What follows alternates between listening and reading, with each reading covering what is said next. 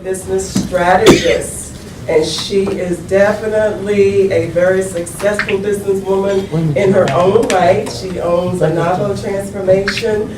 She has done several huge accomplishments, too numerous to name. But I just want to say how proud I am to have actually just met this woman's acquaintanceship, and I call her my friend, my dear friend, because I'm with her along this journey. She's helping me along this journey.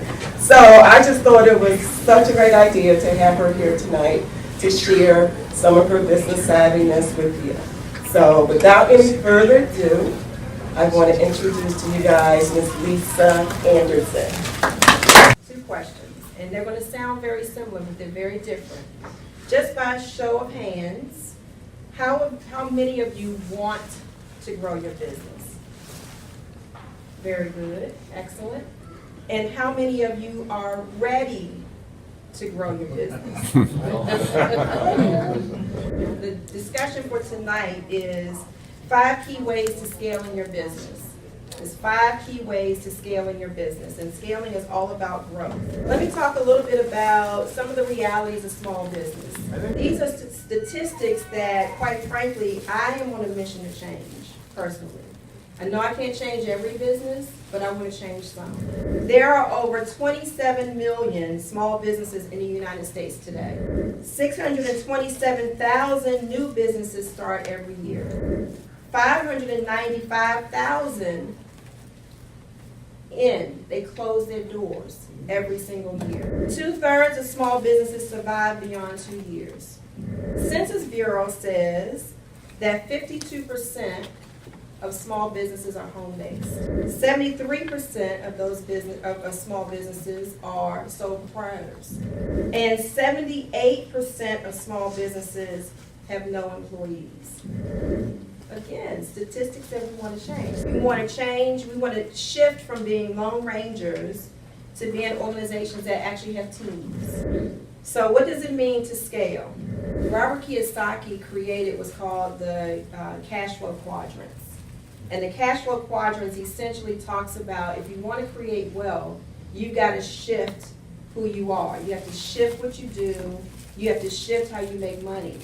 And it takes you through the process of shifting from being an employee to being a sole proprietorship or a sole proprietor, or self-employed, I should say, to being a business owner, to being an investor.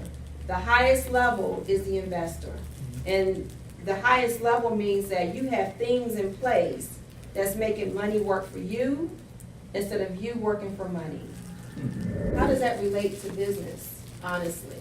Well, when we think about all of the statistics that I just presented to you and the fact that many small businesses are lone rangers, what happens is we start business and we sit in the sole proprietor or self-employed syndrome or quadrant. But the objective in terms of scaling means that we're shifting our business to first become business owners. So what does that mean? That means that we are operating within our business where we've developed systems, processes, and people who are making things happen for us, and we're just managing the process. And then ultimately, our objective is to shift or scale to be an investor. And what does that mean? It means that essentially, one day, we sit as the chairman of the board of our business, and everything else is happening, and we reap a return on investment. So what I want to do with you is to get you thinking about how you can make that shift from being a self-employed individual to being a business owner. And then one day, putting on your business plan the date in which you will become chairman of the board. Talk about the 5 key ways to scale your business. These are the 5 key steps that I suggest that you take, that I took, and actually, quite frankly, that Melba took as well to scale your business, to shift from being self-employed to being a business owner. So the first one is to prepare a strategic business plan. That's the first one. The second step is to get intimate and understand your financial position. Very, very important. Step 3 is to leverage your internal and external resources. Step 4 is to leverage your experience and shift your focus outside of your comfort zone. Bottom line is diversify your client base. And then step 5 is to engage experienced and qualified advisors or business mentors. So remember, we're shifting from being Lone Ranger to being a system, a process, and an organization filled with people that do these things for us. Where you sell something, whether it be food, or whether it be drinks, or whether it be candy, whether it be greeting cards, whatever it is. And I used to always try and think to myself, okay, so what am I really selling? Because if all I'm selling is food that anybody can buy any place, then maybe I ought to either A, sell a different kind of food. So I sold 15 minutes a day of fun. 15 minutes a day of fun. And my view was, if I could get people to have fun when they came down to my place for 15 minutes a day, even though I was selling the same hamburger they could get across the street, they'd be more likely to come to my place. It takes a while to think it through and just walk around your place and walk around and talk to your customers and feel out, what can I do differently than I do it now? That is awesome, because that is what the mission part of your business plan is all about, is knowing what your uniqueness is in the marketplace. Very locked in as far as restricted. And they said, well, you have to think outside the box. Well, they're not allowing us to think outside the box. So what happens a lot of times is we don't do anything, but we can make our box that we already have bigger. It's your box, right? It's your box. Absolutely. Your box. So business by design is your box. You get to define what happens inside your box and sometimes outside, because it's going to permeate. What's the definition of insanity? Continue to do the same things over and over again, expecting different results. No, we don't want insane businesses, right? Sometimes it just involves throwing some, what up against the wall and seeing what sticks. Oh well. You said that, not me. Day to day, what you have to do is try stuff, and you'll Yeah. hit on some things that work and some things that just are busts, and you think, oh, this is the greatest idea I've ever had, and it's just stupid.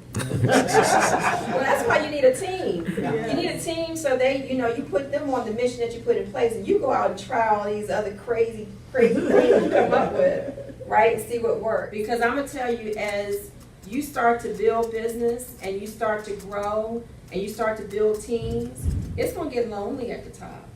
It just does. It's hard to talk to people within your business about what's going on. You can't tell your employees are struggling with payroll. Right? You can't do that. You can't tell your banker that either. Right?